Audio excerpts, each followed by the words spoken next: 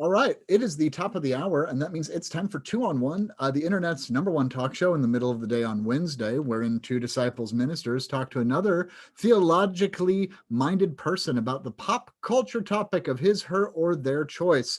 If this is Two on One, that means I am your co-host, the Reverend Arthur Stewart. And I am your other co-host, the Reverend Stephanie Kendall. Arthur, happy last day of Pride. Hey. Although the joke that I just made was Pride is like cats now and forever. Except for it's better than cats because cats is trash. But that's a different episode. Hey, deuces out there, if you want to come on and help me talk about cats or help us talk about cats, let's do that. I didn't mean to say that. Well, no, it's okay. We have our trash list. Like it's like cats. I don't like cats. I mean, I love cats. I just don't like Cats the musical. Oh, that you like the movie? No, I don't like anything about cats. I except for my own and your cats. So yes, and I do love my cats. Okay, so Spiff, it's the last day of Pride. I got you a gift. What did you get me? I would like to challenge you to wear. I got you a wig that looks just like your hair used to look, and I'd like you to wear it for the first 3 weeks of Christmas in July coming up, but not the 4th. Okay. I'll do it. I can commit to that. That's a hint for our faithful viewers. Is Stephanie in what state is Spiff in both emotional and physical? It's oh my gosh, I'm a little. I feel like we need to just like deuces. We are gonna celebrate Christmas in July, as you know, next month, but I'm on sabbatical, and so we pre-recorded everything, and I got a haircut, and but we really did do Christmas in July as a gift to you, our viewers and listeners. And a gift to us. I'm not gonna lie, it was a true gift. We had some great conversations. Well, and we even did an accidental 12 Days of Christmas countdown for Whitney Wallers. It's Whitney's 4th appearance. 4 Whitney Wallers, 3 Quadri Harris, 3 Quadri Harris, 2 Carrie Tannehill. And Laura Blackwood Pickerel is making her. And Laura Blackwood Pickerel. I don't know what the 5 golden rings is, but maybe it's 5 hot opinions about how cats is trash. So I think it comes, or 5 opinions of Alan Rickman. Oh, or how about 5 sponsor plugs? We do have a sponsor. That sponsor is Jeff Wunrow Designs, now celebrating 16 years of making ordinary time extraordinary. Ooh, Jeff Wunrow Designs does this by handcrafting liturgical textiles, processional banners, seasonal banners by Jeff Wunrow grace sanctuaries across the country. Frontals and paraments by Jeff Wunrow Designs adorn altars and lecterns in churches of all sizes. Are we doing the thing where we say Jeff Wunrow Designs a bunch of times because we're sponsored by Jeff Wunrow Designs? Apparently, because I'm just now reading the promo. So but you know who does love Jeff Wunrow Designs, Arthur? Who? Clergy of all shapes and sizes who are highly satisfied with their pastor stole, their deacon stoles and chasubles and copes and other vestments. And I am included in that, and you are included in that. Absolutely. Also, Jeff Wunrow Designs makes miters. And of course, too, Jeff Wunrow Designs includes Episcopalian, Presbyterian, Methodist, ELCA Lutheran, United Church of Christ, Disciples Church of Christ, Unitarian, and Roman Catholic faithful among their satisfied clientele. Interfaith and non-denominational clergy love the inclusivity of Jeff Wunrow Designs designs. Yep. So whether you are shopping for the smallest altar accessory or reevaluating your entire collection of vestments and paraments, Jeff Wunrow Designs will be honored to work with you and create something really special and meaningful and perfect. You can check out Jeff Wunrow Designs at Jeff, JEFF, WUNROW, JeffWunrow.com to see the full catalog of stoles, vestments, paraments, banners, ordering information, customization possibilities. These stoles still steal the show. And since today is technically the last month of Pride Month, though, again, we celebrate and lift up and center the LGBT community in everything that we do. Jeff has beautiful, and I've showed you Deuce's my stole, his beautiful stoles for Pride that you can get all year round. They're not just a seasonal thing for him because Jeff Wunrow also is really inclusive and loving of all of his things. So if that interests you, if you need a new stole like I did, or just wanted a new stole like I did, if you have a ordination anniversary coming up, or a beloved is getting ordained or graduating, you can use the code 2-on-1, all one word, all letters, not numbers, at checkout. I wasn't saying hurry up. I'm sorry. Oh, no, you're good. At checkout, Jeff Wenrow Designs will give you 15% off your entire Stoll order at checkout. So you can buy all of them. You could buy his whole catalog, or you could buy one or 11. I'm pretty sure it's buy 7, get the 8th free with that. I know one day we'll do the math, but I don't think today is that day. Today's not the day because we have a great guest and we're talking Hercules, which is the hero of this month, and I love it. So I'm going to let in our guest, the Reverend Candace Simpson. You could have done so too because you're co-host, Spiff. Ooh, always, now, and forever. All right, Candace Simpson, welcome to 2-on-1. Thank you for joining us today to talk Hercules. Holy smokes, Hercules. Candace, thank you for coming. It's a pleasure to have you on. But tell our deuces, who is the fan base of this show, who you are, what do you do, and why Hercules? Hi, everyone. My name is Candace Simpson. I'm a minister at the Concord Baptist Church of Christ, and I am a curriculum designer and podcaster at a site called Fish Sandwich Heaven, which is one of my home bases. But I love Hercules, and I actually went on my Twitter. I did like a little advanced search to see how many times I've talked about Hercules on my Twitter explicitly. And, you know, it goes back pretty much as long as I've had a Twitter account. It's one of my favorite Disney movies. I turned 30 this year, so I was part of the Disney Renaissance era with like Lion King was, you know, central to us. A whole bunch of other like, you know, wonderful Disney movies, but Hercules is my favorite for a good number of reasons. So, which I love, and we will definitely explore, because it too it's one of my top 3 favorite Disney movies. I'm of that Disney Renaissance era as well. I think Goofy movie is also an underrated movie. So good. So good. Which, come on back, we'll talk Goofy movie. I have a 4-year-old niece that sings On the Open Road anytime she gets in the car, because I'm doing my auntie work well. And so I do want to ask about that, because this is fascinating to me. Spiff, you're a little bit older than I am, but not very much. I turned 38 2 weeks ago. So, I turned 38 2 weeks ago. I turned 37 in a few months. And Candace, happy belated 30th birthday. I don't know if you wept as I wept on my 30th birthday, but if you did, you're in good company. Hercules was, I joked with Spiff, closeted Arthur did not understand his feelings about Hercules and therefore did not see the movie. But it was also like towards the end of my time in the Disney Renaissance, right? So like Aladdin is where I landed very much. Pocahontas was really where I stopped for a while, and Hercules, I believe, came after. I find it fascinating that Spiff, you've really fallen into it, and I wonder if that's the benefit of a couple years or if I'm just making up a theory out of nothing. So I don't know. Candace, how did you get into Hercules? Did you see it in theater? Like, what's your relationship to it? So actually, the thing about Disney movies is that Disney is this major empire, and it is one of the major corporations that has a hold on all of us. And that's not necessarily a great thing. I'm still trying to figure out my relationship to media produced by like really big corporations, trying to parse out my relationship to, you know, the nostalgia of it all, and like looking back and seeing certain dynamics and being like, oh, this is making me really uncomfortable. Like I can't watch Pocahontas anymore. I can't watch Hunchback of Notre Dame. Like, and so just parsing all that is a thing. But of course, Disney is this major empire that collaborates with other empires. And so I will never forget, as a child, McDonald's, I think, was selling these like specialty plates, and they had like different, I want to say like different characters from Hercules. And there was this plate just featuring the muses. I want to say it was McDonald's. If it wasn't McDonald's, it was another, you know. It's either McDonald's or Burger King, because I can picture it. I know exactly. Yes.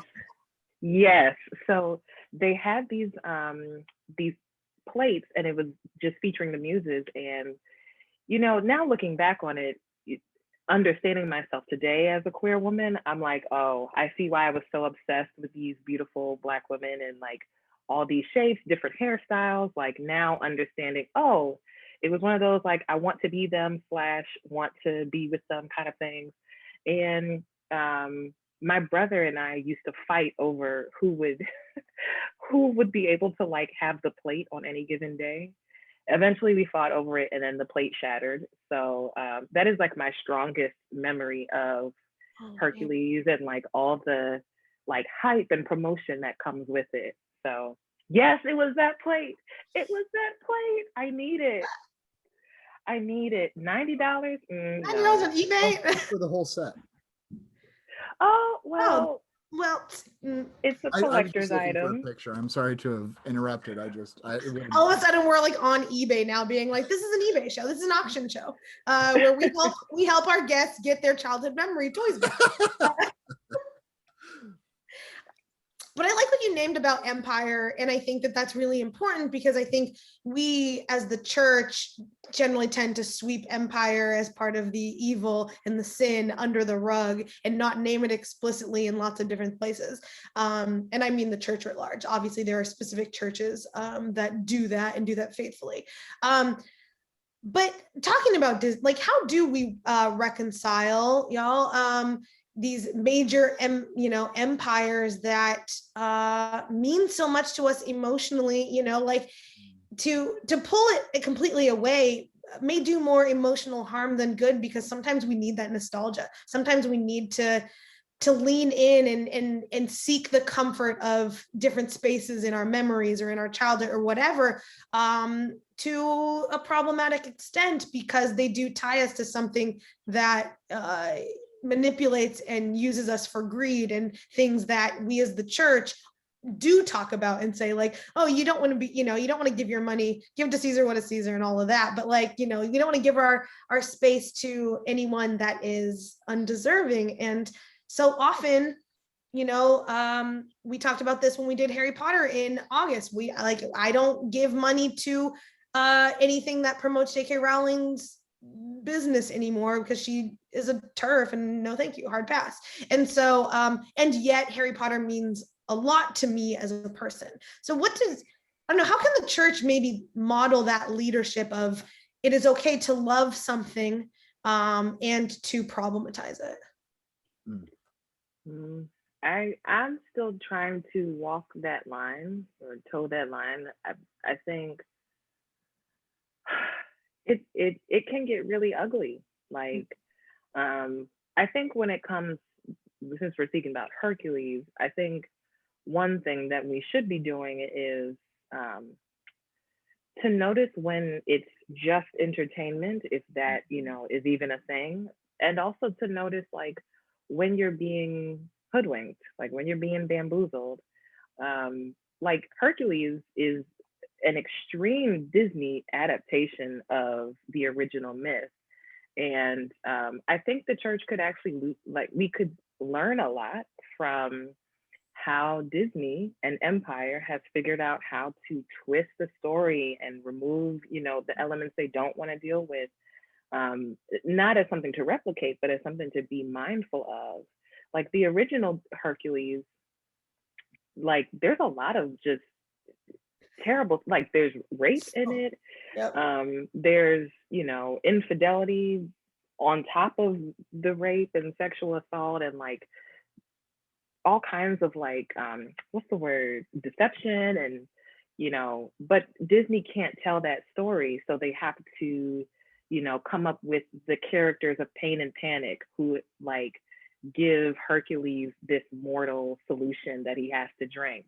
And that's how they get around talking about sex, how they get around talking about rape, which makes sense because Disney is, it's not our whole lives curriculum. Like it's not going to teach you about sex and sexual health. But, I think it's a warning that we choose what kind of light we want to see certain stories under. And we do that all the time. I mean, we did that with Hamilton. We did that with like, if you listen to any news story about anything happening, like we're always shifting the just the flavor and the actual, like some people actually change the facts around, which is, you know, more than just creative license. So I think we should be mindful about where that shows up, even in our traditions. And if, you know, Disney is doing it, only imagine what the Christian church does with the 66 books that we say we inherited, and we know there are more.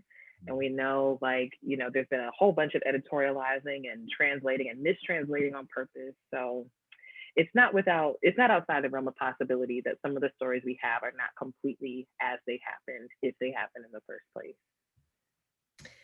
We were just talking, reminds me of like of the Noah story, like how often we Disneyfy these biblical stories where it's like, oh, look at God giving you a rainbow, but like we skim over the sea of corpses that this rainbow is covering. And we're going to call on the person who's doesn't know their ministry is to go to churches, because every church has a mural of Noah's Ark, and to paint corpses in the water.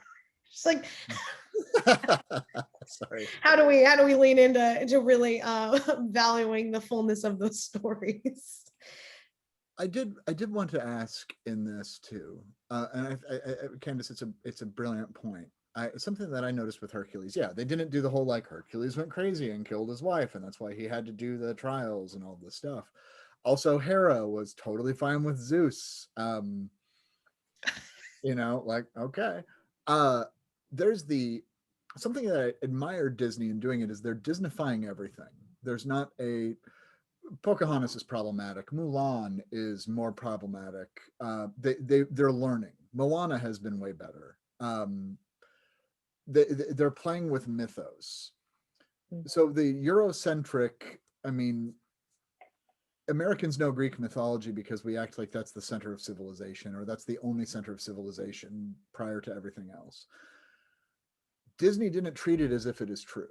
The very opening line is back in a land, you know, a faraway land called ancient Greece. They might have said called Mars or called whatever other situation. So when we deal with scripture, and it's written for Black and brown people by Black and brown people, and it gets so Eurified, for lack of a better term, how do we treat it as isolated, but how do we also treat it as part of our narrative?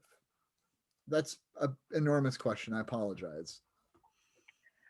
I mean, I don't think they knew that they were doing this, but I will say as a child, I was always drawn to the muses because they seemed to have a read of the story that no one else could have. And I don't know why. I mean, of course, I am a Hercules fan, so I've watched like all the behind the scenes footage of like the voice actresses like really getting a gospel-ish sound to the music, which is hard to do because it's not gospel music. And I think, is that Alan Menken who is the composer? I'm not sure who the composer is, but like it's definitely not like it's not Walter Hawkins and like James Cleveland and other Black gospel artists, you know. But I don't know if they did this on purpose, but how it read to me was, I want to say, is it Charlton Heston who is like the voice of God in the beginning? Like there's some old white man in the beginning of the movie. Yeah, the narrator. And I want to say it's him. I'm not sure. You're correct. Okay, there we go. See, you know, I know my white people voices. You gotta. but so there's like this moment where like he's getting ready to tell the story, and of course I'm also remembering Charlton Heston from like Planet of the Apes, and also like I think 10 Commandments and like other stuff. So I think that's the movie. But anyway, definitely like Christian-ish media. And there's a moment where like he's telling the story so dry and flat, and the muses just kind of like snatch the story and they introduce themselves and they're like, we are the muses, goddesses of the arts, proclaimers of heroes.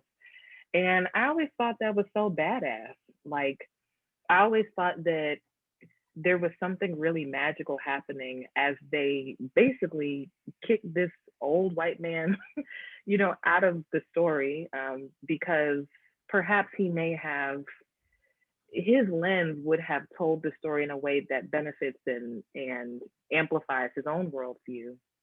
You have these five muses who were all like, I mean, I thought it was really brilliant to style them differently, to give them different body types, to give them different hair. Like, they have different personalities, but they're all kind of on sync and in harmony telling this story. And I think that's what it ought to be. Like, I think we obsess over the classics, or we obsess over, I'm not gonna call any names because people get offended when you're underwhelmed by their favorite, theologian. But I'm just like, why are we so excited about the Charlton Hestons? Like, what is that? It's not that the Charlton Hestons don't have, a worldview that is worthwhile, but we're saturated by it. We're overwhelmed by it. And even in the music that they sing, the lyrics that they're singing, it's not like completely celebratory. If you listen to some of the lyrics, they're actually pretty saddening. Zero to Hero is like, really, I'm like, oh my gosh, this is a terrible story. Like, way to talk about a quick ascent into influencerdom, and like, how quick you got all these sponsorships and have to do all these sponsored content, like, How quickly I mean, killed your soul. Yeah. Yeah, like he got, he was an action figure. And so I don't think that the music would have slapped as hard if anyone else were singing it. So they really make the movie to me. Oh my God, yes. They, for me, and I remember seeing this movie and thinking like,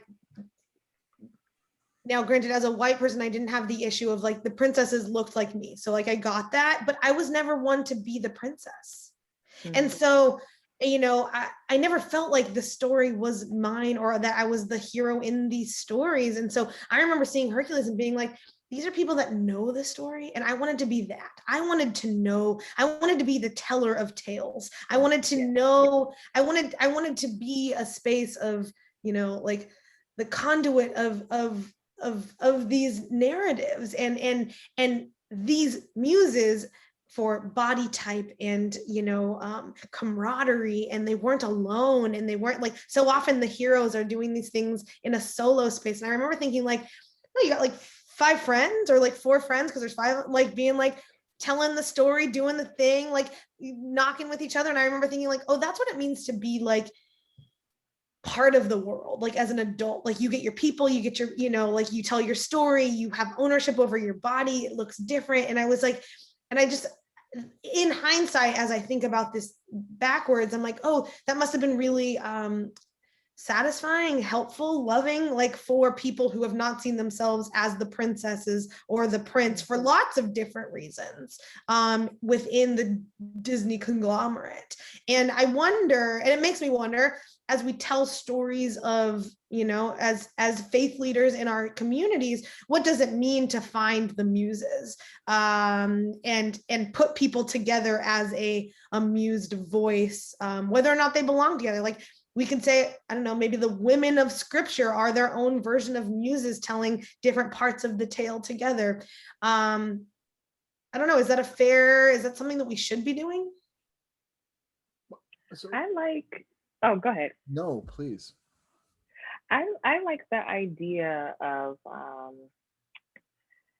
there's a very sacred role called the griot, and like the griot is the person who holds all of the stories, and like, the griot is the person who can tell historical stories, can tell fables, can tell jokes, fairy tales, kind of holds like the heart of the community And it is like a distinctively like West African way to be in community.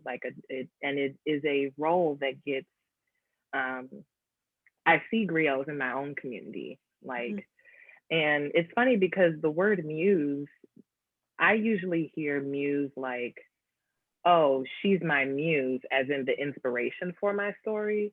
But I think it's the opposite way. I think the muses are the griots who help us to find ourselves in, like, you know, in the lineage. Like, they help us kind of figure out when we feel, what's the point? Like, I'm so insignificant, I'm not part of this story, like, and all of the things that one might feel living in a world that is as evil as it can be, racist, sexist, homophobic, transphobic, ableist. Like, we turn to the griots who say, no, there have always been people like you. No, there have all, like, and let me show you what that looks like. And I think that's what is so compelling about the muses as they function in Hercules, because there could have been a way, I think, and maybe some people might feel this way. I mean, I'm open to having my mind changed, but there is something like, send in the entertainment, like send in the dancing girls, and the ways that Black women frequently feature as like outsiders who are, entertaining, like the way we kind of view people like Megan Thee Stallion, Cardi B, Beyonce, like as entertainment, but never really listen to what they are actually trying to say. So I think there is a way to kind of view them as caricatures, but I think my own posture is to have a lot of respect for the task of like telling a story, holding a story, knowing when to tell which story in what medium. Like, there's some things I'm not going to tell Facebook and Twitter and Instagram, but there's stories that need to be shared, in sacred community. So yeah. So that's, I mean, it's relational, which I kind of, I love it. And the omniscient narrator, it's fascinating. I didn't pick up it was Charlton Heston, and that's a very intentional thing on the point of the producers. Of course it is. And like, I reject omniscience. I sit squarely in the camp of process theology. If God knows everything, God knows the future. And if God knows the future, we have no free will. So this is all just a lark anyhow. And I don't want to participate in that world. So I reject it. But the omniscient narrator, there's such a difference between I'm going to tell you the story how it happened, and I'm going to tell you the story the way it needs to be told. Spiff and I were talking to one of our guests previously about how we just completely messed with our friend Jamie. We both had Google Voice numbers, so we started texting him basically the same thing about, like, if you or a loved one has been diagnosed with mesothelioma, you may be entitled to a settlement, and acted like it was robotic. And he's like, why am I getting inundated by these texts?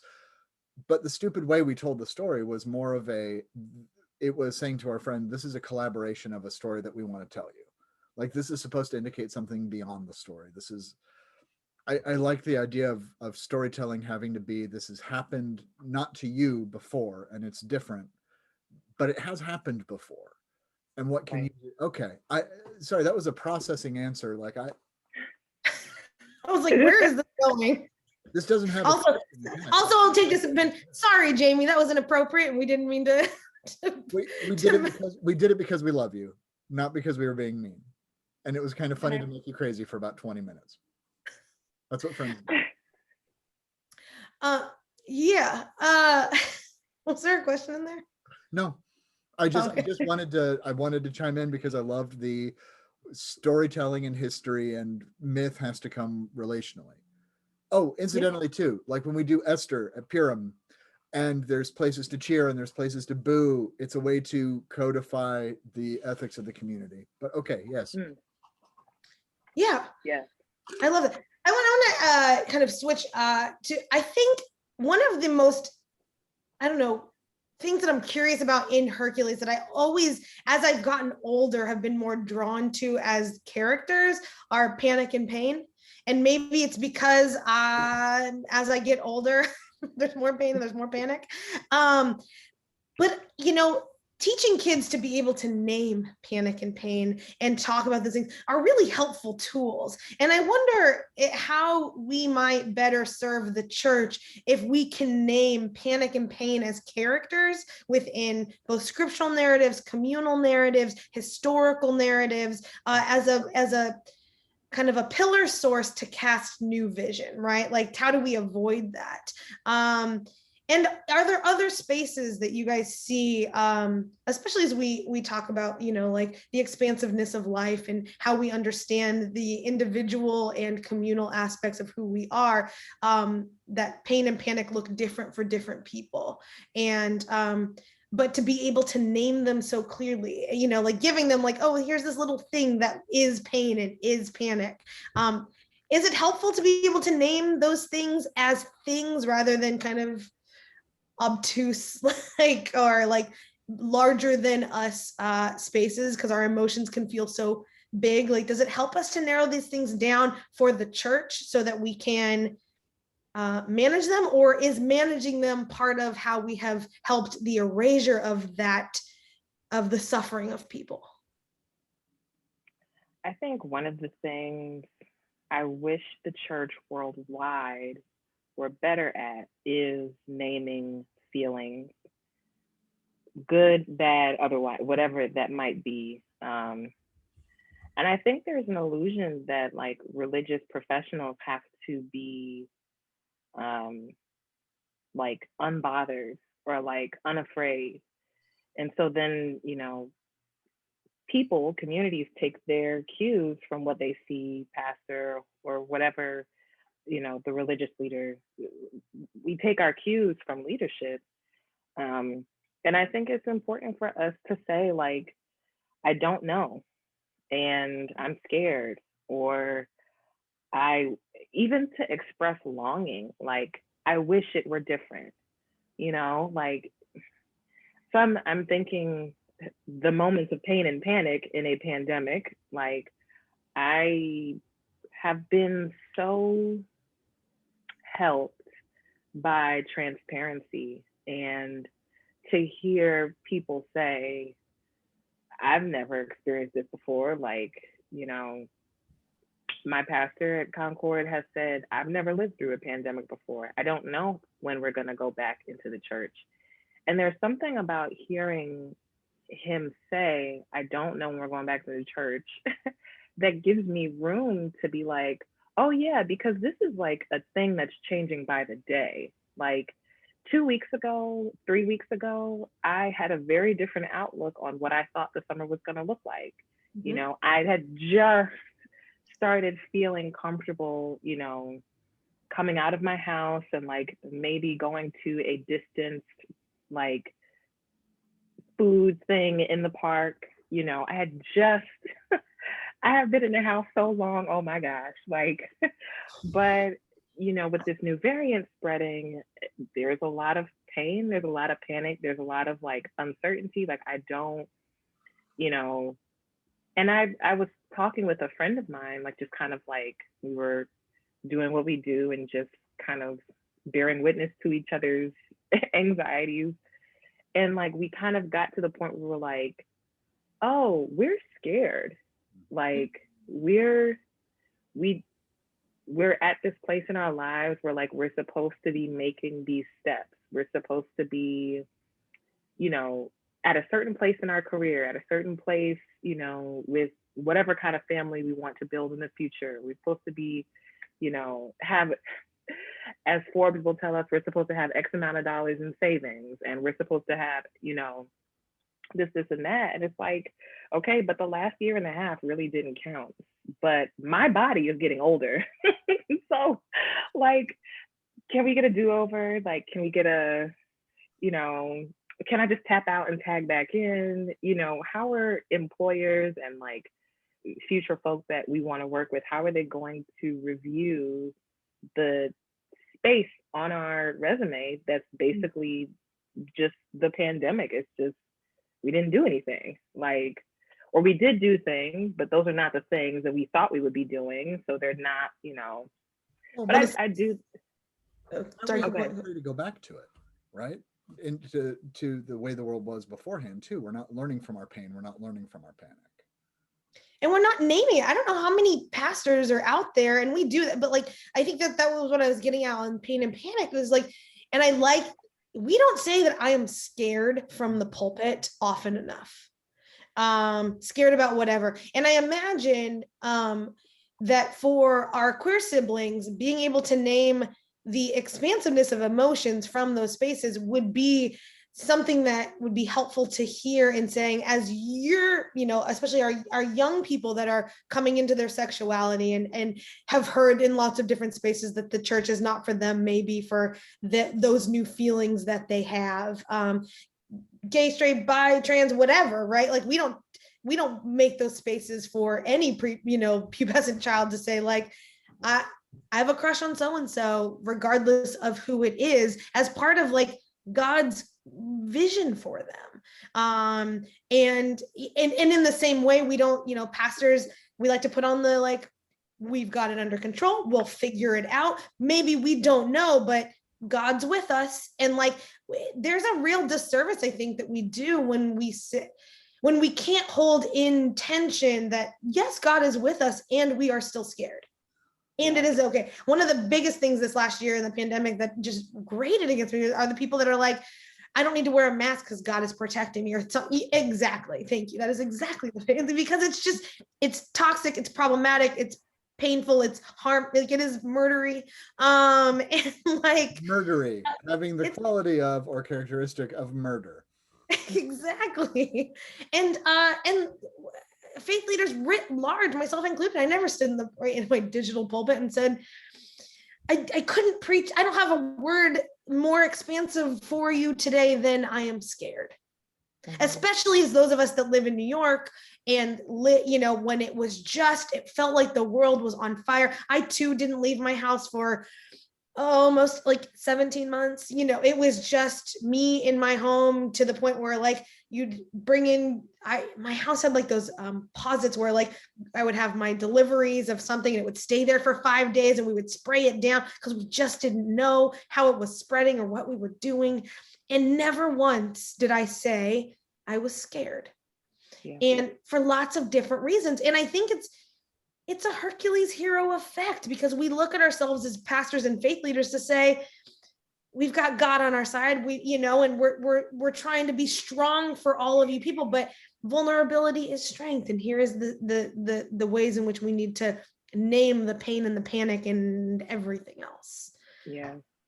And without I think the sad thing is that if we don't name that we are scared, then it will come out. Like, just because you don't admit that you're scared doesn't mean that your body knows that, and your heart knows that. And, maybe you might be snapping at people and not realizing that you're doing that. And maybe you might be fixating and micromanaging, because one way that humans manage feelings of like being out of control is fixating on things we can control.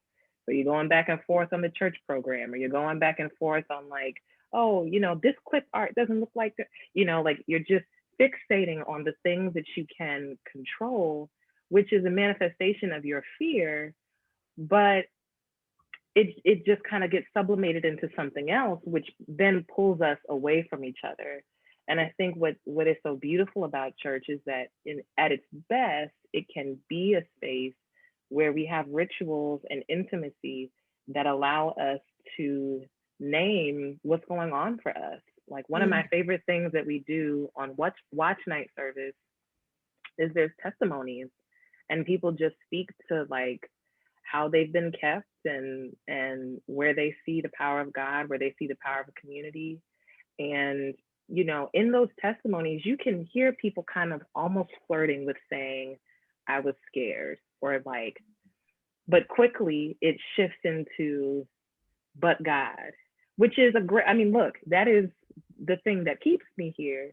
But I want us just collectively to say more frequently, yeah, I'm scared. I knew God was with me, but like, I imagine the 3 boys in the furnace, like, what is their testimony? Like, there's a lot of triumphs that we kind of draw out of it when we're telling the story and proclaiming, the fourth person in there was God, and God took care of the children. But it got hot in there. I mean, it's hot right now, and I'm not even in a furnace. So I'm sure that those children were super, like, disoriented, worried, like feeling betrayed, scared, foolish. Like, oh my gosh, I decided to follow Jesus. Jesus knew that. I decided to follow, the desires of my people, of my faith, of my community. And here I am, burned up anyway. Like, and that's not like a whimsical metaphor. That happens all the time. People believe in God all the time and still suffer major, like, destruction and death and trauma. So to say I'm scared is like, that's like the best thing we could do, because it's like the one thing that's so obvious. You're obviously scared. So Absolutely. My daughter, my husband and I just adopted, and right up to the day that the adoption was finalized, she was so anxious that she was not going to be adopted. And we had no way to show her, to assure her, to promise. We could promise all we wanted to, but it wasn't until it was finally formalized that she would believe it. And the anxiety that we were all steeped in, like, once it went through, about 2 weeks later, we noticed we weren't yelling at each other about the most stupid, ridiculous stuff, that we were able to listen better, that we slept better. When we don't address fear, we really, really do a disservice to ourselves and our community. I want to talk about Meg for a second, if we could, because I love Meg, and I love the line, "I am a damsel, I am in distress, and I'm going to mar the line, and I'm taking care of it myself. Thank you." What does it mean to equip people to solve their own problems? Or what does it mean to get out of the way of people who are clearly solving their own problems? I mean, so obviously I had to do my research for today, which consisted of me watching Hercules back to back to back to back for several days. And the thing that stuck out to me this go round was that Meg she's a prisoner. Like, and I knew that. I mean, I knew that she was a prisoner. Like, I knew that she wasn't acting out of her own kind of desires and ideas, but this time it just hit so different. And I'm really sitting with, like, how many choices she had available to her and how many she didn't have available to her, and then the ways that she kind of defies Hades to be in solidarity with Hercules and, like, the good guys and the people. Because Hades is, well, I don't know. I kind of want to see a Disney treatment of Hades, because I'm always interested in, like, how the villains become who they are. I also want to see a story about Yzma from Emperor's New Groove, because I don't think she's a bad person. Nope. And I think there are reasons why she got that way. So, maybe on another time we'll talk about Yzma, because please love come her. back to the Emperor's New Groove. Yzma was my favorite Disney princess. Oh, that's interesting. Or You could do a villains month too. That would be really fun. Exactly. But I don't know. She is a prisoner because and I feel her, like, she loved really hard, and she wanted to save the guy that, well, according to the Disney version, she wants to save her boyfriend, who eventually, as people do, was like, okay, thanks, and he moves on with some next chick. And so she's got, like, trauma. She's like, I don't want to love. I'm scared to love. Like, I'm like, the whole song where she's like, I'm not gonna say it. It's too cliche. Like, and the muses are like, okay, girl, like, come on. And eventually she does make the choice to, like, be on his side and, like, to show up with him, to the point where, like, he risked his life for her. And I do think we do have to get out of the way of people who are I think getting out of the way also means recognizing that she is a prisoner, and recognizing that, kind of like as we talked about before, sometimes fear manifests in ways that we might not see as fear. And I think before we start labeling people, difficult to work with, or she's so, you know, whatever gendered kind of put downs, whatever racialized put downs, whatever queer phobic, transphobic, ableist ways that we kind of categorize people, like we have to actually see, okay, who is imprisoning you? Like, what is imprisoning you? What's the thing that's dictating all of your moves? Because if we were moving from a place of abundance and a place of ease and comfort, and like you have all of your needs met, you wouldn't be behaving like this. So Yes. And when I think about going back to like Zero to Hero, just the title in and of itself, like that who we are created in our like infancy and like just stationary is a zero until unless we are somehow like I don't know, like, like that the goal of our lives is to be heroic is, is super problematic and postures us in a way that isn't communal, isn't uh, pointed towards the actual work that God is calling us to do, or our wholeness and fullness as being hero in and of themselves. It should, like a hero to hero sort of thing. Although I don't know, like, does the church need a hero? Does the church need a villain? Like, I think that those are questions I wrestle with often, as we should. And do we so often say hero, villain, and that's it, right? We don't nuance them well enough to say, oh, Meg was on Team Hades. We only see her as Team Hades, and we don't allow for the grace of growth.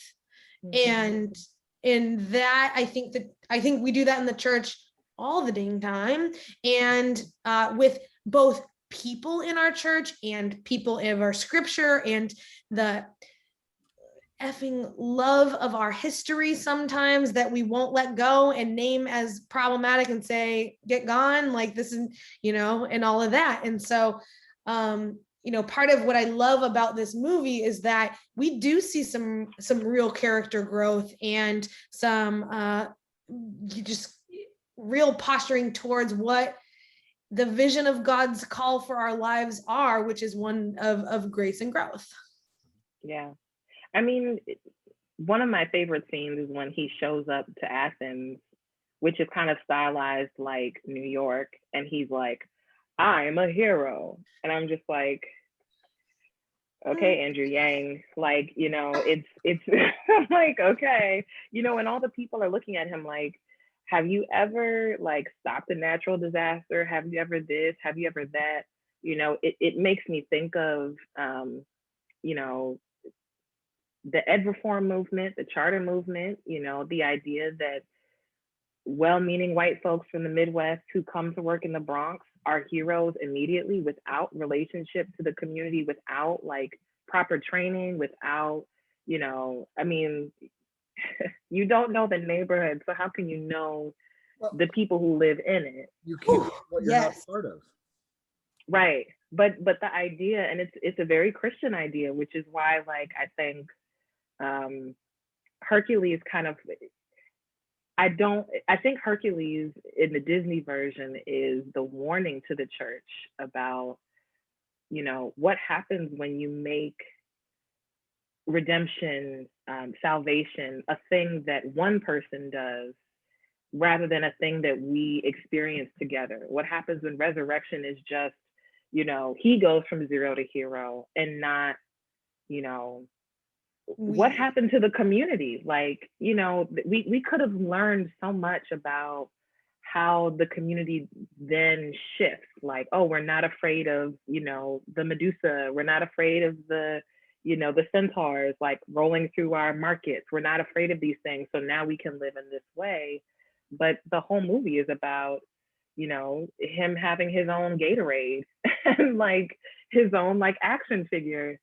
And like, that's what's happened to us as Christians. Like, we walk around with the cross on our neck and the Jesus, Jesus, Jesus, and people who are not Christian can so easily see through the obsession with heroes, and we're afraid to be honest about it and to say, oh yeah, I guess this is like kind of not, this probably isn't the most holistic way to be in community with like people in the world.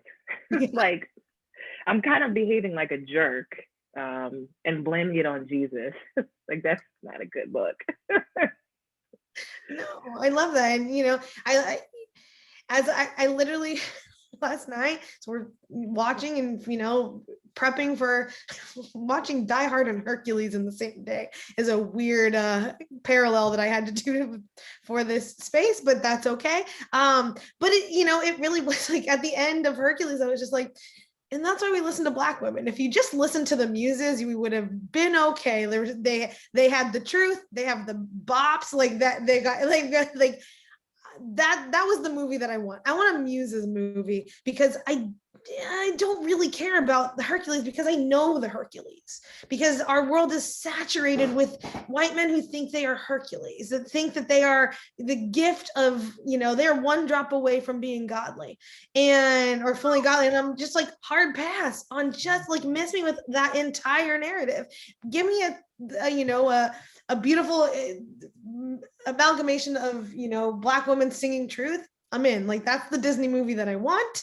And I think that the church at its best is listening to the muses, and the church at its worst embodies Hercules. So speaking of which, I do want to keep us on track on time, out of respect for things. And I'm loving this conversation, and I can't wait to, Candace, you've been a marvelous guest, and it is so exciting to get to engage with you on this, and I do hate to cut it short. We do have a final question, which Spiff asks, and Candace, again, thank you so much. You were one of those guests that I was like, we got to ask Candace. Like, I follow you online. You're your content brings joy and reflection and thoughtfulness and fun and all the in-betweens. And I'm really grateful that you made time for us today and brought, a vision of Hercules into this world that I'm going to sit with.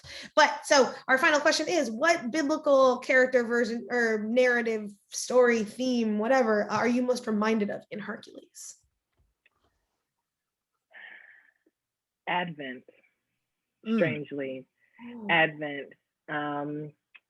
The idea, Advent is like, well, God, I'm so churchy because every season is my favorite season, but Advent is one of my favorite seasons because it reminds me that in our midst, in our story, we are excited about someone who came to earth to experience life among us and can empathize with whatever it is that we may have gone through, because though God could have chosen to manifest as a fully grown human being on earth, that would have been within the realm of possibility. God chose to show up from the beginning, from, in our myth, it is within the womb of Mary.